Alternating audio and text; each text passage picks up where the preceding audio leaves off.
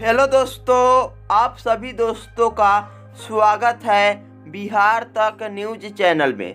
तो देखिए दोस्तों, भोजपुरी के सुपरस्टार हीरो निरहू भैया जी का एक फिल्म बहुत जल्द आने वाला है और आप सभी दोस्तों के बीच में बहुत जल्द होगा।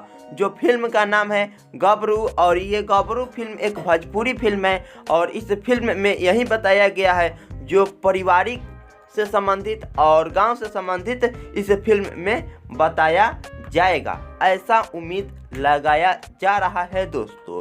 और गबरू फिल्म में मेन किरदार के रूप में काम कर रहे हैं भोजपुरी के सुपरस्टार हीरो निरहू भैया जी और भोजपुरी के सुपरस्टार हीरोइन अमरपाली दुबे जी भी काम कर रही हैं।